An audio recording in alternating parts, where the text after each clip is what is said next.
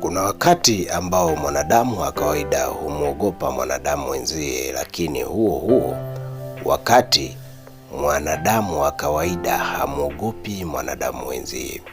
Ninamaanisha nini? Kuna watu wawili tofauti, ambaye ni mtu mwenye virusi vya ukimwi na mtu ambaye hana maambukizi ya virusi vya ukimwi.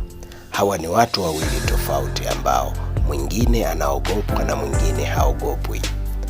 Lakini kuna mwanadamu ambaye ameonyesha upendo na kumsogelea na kuweza kumuonesha tumaini jipya mtu mwenye virusi vya ukimwi. Bwana, leo hii nataka nikuambie kwa nini unaweza kufanya mapenzi na mtu mwenye virusi vya ukimwi na usiweze kupata kabisa, ukajikuta wewe ni mzima mpaka pale ambapo watu watabaki wanakushangaa kwamba ni jinsi gani unaishi na mtu mwenye virusi vya ukimwi halafu hauwezi kabisa kuambukizwa. Ni ujanja mdogo sana unatumika katika jambo hilo ambalo watu wengi wameshindwa, na watu wengi wanajikuta kukosa furaha ya kuwa na wale wanaowapenda lakini wakiwa na maambukizi ya virusi vya ukimwi. Endelea kutufuatilia, na kama ni mara yako ya kwanza, hebu bonyeza sehemu iliyoandikwa subscribe na sehemu iliyo na kikengele ili upate notification na taarifa zetu kwa pamoja na kwa haraka pindi tu tunapoziweka katika mtandao au katika YouTube, na uendelee kujifunza kwa undani zaidi na kujua mambo tofauti tofauti. Kuna njia 5 kubwa ambazo nitakufundisha kwa nini unaweza kufanya mapenzi na mtu mwenye virusi vya ukimwi na ukaweza kuishi tofauti na kumwogopa na kujiweka mbali naye. Njia ya kwanza, unatakiwa kujua kwamba mwenza uliye naye ana maambukizi ya virusi vya ukimwi au hana maambukizi, ili uweze kujua na kutumia njia zako nzuri za kujikinga pindi unapokutana naye. Hilo ni jambo la muhimu sana ambalo watu wengi hulisahau. Unapokuwa na mpenzi, jaribu kujua status au hali yake ya kiafya ambayo itakuwa inakupa mwongozo wa kuishi naye katika mahusiano yenu ya kimapenzi. Hilo ni jambo muhimu sana ambalo wewe unatakiwa kulijua. Na utakapojua kwamba huyu mwenza wako yupo katika njia ambayo sio salama na tayari ana maambukizi ya virusi vya ukimwi, basi ni rahisi sana kuishi naye na wewe bila kupata kabisa virusi vya ukimwi. Ukitoka njia hiyo ya kwanza, basi kuna njia ya pili ambayo kila unapofanya naye mapenzi utakuwa ni mtu unayemwandaa sana, na kama ana maji mengi ya uke anaweza asikuambukize kabisa, kwa sababu njia kubwa ya maambukizi ya virusi vya ukimwi ni kutumia michubuko inayotokea pale mnapokuwa mnafanya mapenzi. Sasa kama hakuna michubuko na kama hakuna kitu chochote ambacho kimefanya wewe ukagusana tofauti na unavyogusana kawaida na huyu mtu na damu zenu zikagusana, ukabadilishana damu kwa njia yoyote, basi huwezi kujikuta una maambukizi ya virusi vya ukimwi. Hata kama wewe una mchubuko lakini yeye hana mchubuko, ni vigumu sana kwa wewe kupata maambukizi ya virusi vya ukimwi.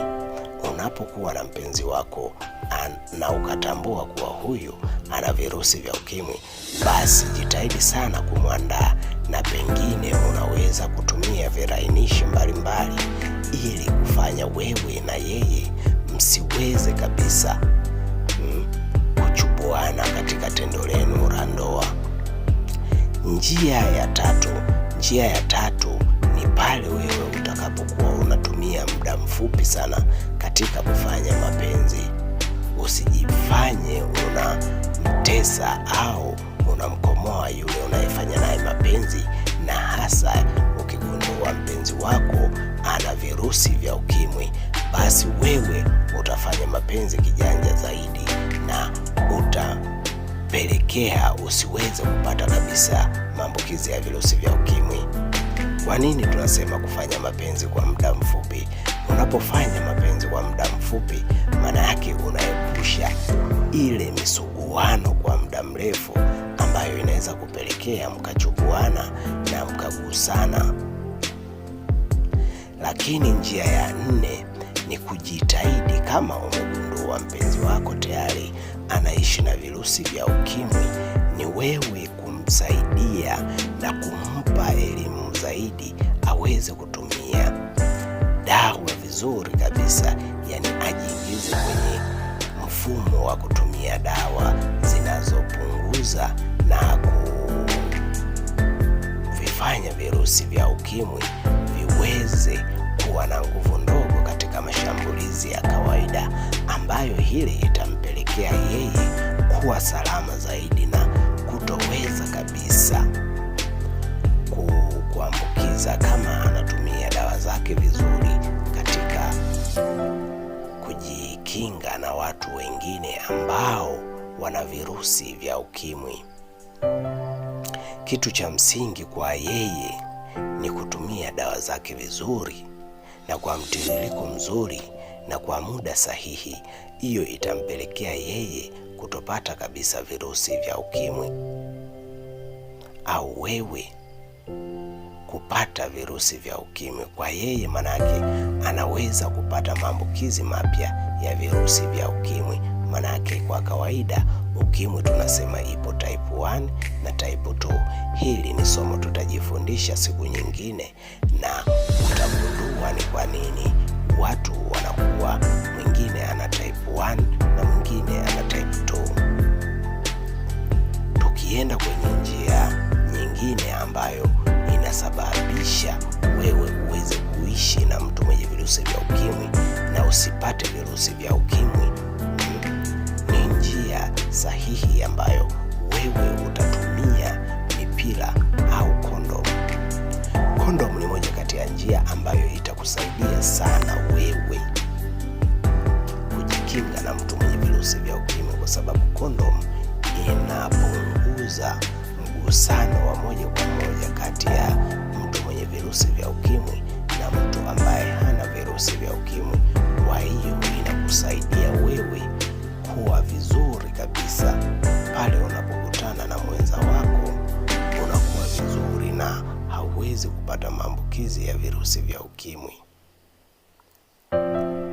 Na pia kondomu ina asilimia chache sana za mtu kufanya apate maambukizi ya virusi vya ukimwi. Aidha imepasuka au umetumia kondomu ambayo iko nje ya muda, hiyo inaweza kupelekea wewe ukapata virusi vya ukimwi. Lakini ninachokueleza kwamba watu wenye magonjwa ya ukimwi hawawezi kunyanyapaliwa, bali ni watu tunaishi nao, na ni watu ambao weza tunaishi nao bila sisi kujua.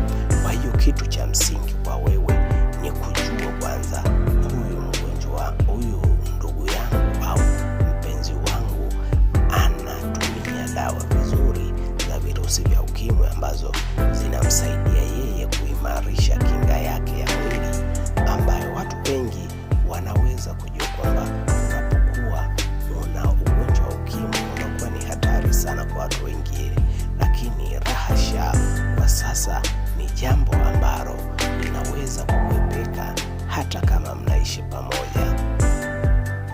Somo tunalofuata tutazungumzia zaidi kwamba ni kwa jinsi gani unaweza kuishi na kupata mtoto katika mahusiano yenu ya wewe kutokuwa na virusi vya ukimwi na mwenzako kuwa na virusi vya ukimwi, lakini mkapata mtoto ambaye hana maambukizi ya virusi vya ukimwi.